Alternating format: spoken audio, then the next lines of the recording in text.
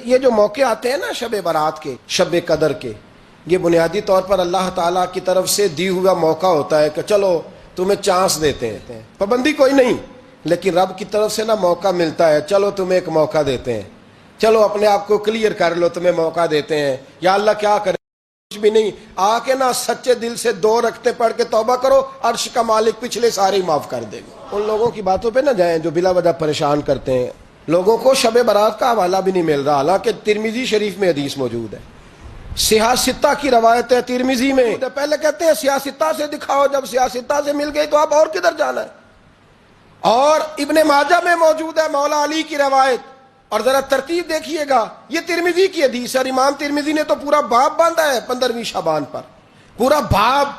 اب تمہاری مرضی ہے اگر تم نئی بات کو سمجھنا چاہتے، لیکن میں نے پہلے بھی کہا تھا، پھر کہتا ہوں، اگر ہمیں کوئی شخص کہتا ہے کہ شب برات کو اٹھ کے نفل نہ پڑھو، تو بھائی نفل ہم نے پڑھنے اللہ کی رضا کے لیے، ہمیں کسی بندے سے ڈگری لینے کی ضرورت نہیں، نہ تو ہمارے اور رب کے درمیان معاذ اللہ کوئی وسیلہ ہے کہ تو کہے گا تو پڑھیں گے، جب دل کرے گا پڑھیں گے، اور جتنے دل کرے گا پڑھیں گے۔ ہم تو نفل کہہ رہے ہیں اس کو، ہم نے کب کہا ہے ضروری ہے جو عشاء پڑھ کے سو جائے فجر تک سویا رہے، ہم اس کو گناہگار نہیں کہہ رہے، لیکن یہ ضرور کہیں گے کہ گولڈن چانس مس کر دیا اس نے، چانس مس کیا ہے، یہ تو اللہ کی رحمت کا موقع تھا۔ حضرت سیدہ عائشہ صدیقہ رضی اللہ تعالی عنہ ارشاد فرماتی ہیں کہ شعبان کی 15ویں رات تھی، یعنی شب برات کی رات، فرماتی ہیں شعبان کی 15ویں رات تھی، میں نے اچانک نظر ڈالی تو حضور میرے بستر میں تھے، پھر میری نظر پڑی تو حضور نہیں تھے، میرے دل میں گمان آیا، خیال آیا کہ شاید کسی اور زوجہ کی طرف حضور کا میلان تباہ ہو گیا ہو، وہاں تشریف لے گئے ہوں۔ فرماتی میں اٹھی باہر گئی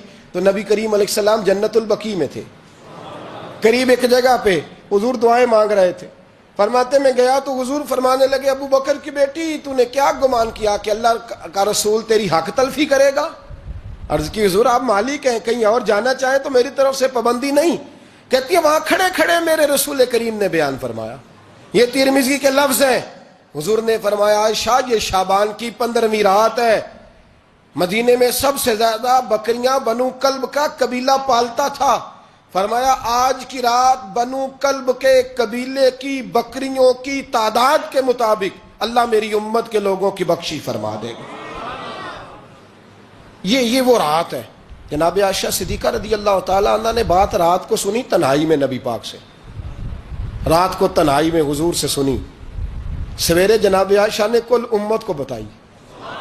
اگر یہ بات اہمیت والی نہ ہوتی تو بی بی صاحبہ آگے روایت کرتی، یہ کتابوں میں آتی، یہ لوگوں کو بتاتی۔ حضرت عائشہ نے روایت کیا، اور مولا علی شیر خدا نے تو کھل کے کہا، ابن ماجہ میں حضرت علی سے پیار کرنے والوں کے لیے الگ عنوان، مولا علی نے کھل کے فرمایا شعبان کی 15ویں رات کو رات عبادت کرنا اور سویرے روزہ رکھنا۔ حضرت علی کے لفظ بائی نہیں سیاستہ میں، رات کو عبادت کرنا، دن کو روزہ رکھنا۔ ویسے تو رب کریم ہر روز تہجد کے وقت پہلے آسمان پر نزول اجلال فرماتا ہے، اور لوگوں کو فرماتا ہے کوئی بخشش مانگنے والا؟ کیا انداز ہے مولا علی شیر خدا حدیث روایت کرتے، رنگ کیا ہے؟ فرمایا باقی راتوں میں نا تھوڑا سا پیکج ہوتا ہے، تھوڑا سا آخری حصے میں رات کے، شب برات کو نا رات چڑھتے ہی اللہ پہلے آسمان پر جو اس کی شان کے لائق ہے نزول اجلال فرماتا ہے، اور پہلا جملہ یہ فرماتا ہے کوئی معافی مانگنے والا؟ اللہ کرے آپ کو سمجھ آئے، یعنی معافی دینے والا کہہ رہا ہے چلو آؤ ادھر آؤ ذرا معافی مانگو، میں معاف کرنے آیا ہوں، مانگو معافی، ہے کوئی معافی مانگنے والا؟ معاف کر دیں گے۔ اور آپ فرماتے ہیں ہے کوئی رزق مانگنے والا؟ وہ جو بڑی درخواستیں دیتے پھرتے ہیں نا مختلف اداروں میں، وہ ایک درخواست نا شب برات والی رات بھی دے۔ اور میں نہیں کہہ رہا، مولا علی شیر خدا فرما رہے ہیں، اور وہ خود نہیں فرما رہے، وہ نبی پاک کا فرمان نقل کر رہے ہیں، اور وہ رسول اللہ صلی اللہ علیہ وسلم کی بات نہیں بیان کر رہے، وہ کہتے ہیں رب فرماتا ہے کوئی روزی مانگنے والا؟ سارے سیٹھوں نوابوں جاگیرداروں کے پاس جا کے تھک گئے ہو، ایک دن میرے کہنے پر، ایک رات، ایک دیہڑی ذرا شب برات والی لگا کے تو دیکھو۔ تو میرے رسول پاک علیہ السلام نے ہمیں یہ میسج دیا، پیغام دیا، فرمایا اس رات جو اولاد مانگے گا رب اسے بھی عطا فرمائے گا، اس رات جو اللہ سے بخشش مانگے گا اللہ اسے بھی دے گا، اس رات جو رب کریم سے عزت مانگے گا اللہ اسے بھی عطا کرے گا۔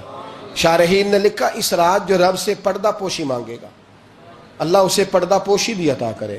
جو جنت کا سوالی ہوگا رب اپنے فضل سے عطا فرمائے. کوشش فرمائے. 10 محرم کو ہمارے ہاں لوگ جاتے ہیں قبرستان. وہ کسی حدیث سے ثابت نہیں، میں منع نہیں کر رہا، جائیں 9 محرم کو جائیں، 10 کو جائیں، 11 کو جائیں، 8 کو جائیں، سفر میں جائیں، ربیع الاول میں جائیں، قبرستان میں جب بھی جائیں منع نہیں ہے. لیکن شب برات والی رات تو خود رسول کریم گئے ہیں نا قبرستان. اب جو بات میں نے سمجھانی ہے اس کو سمجھیں. نبی پاک کی والدہ کا مزار نہیں ہے وہاں جنت البقیع میں. حضور کے کو بھائی بہن، حضور کیا کرنے گئے؟ امت کی بخشش کے لیے گئے. شب برات کی رات لالچی نہ بنے کہ صرف میں نے اپنے لیے روزی مانگنی ہے، کل امت کے لیے مانگے رب کریم سے.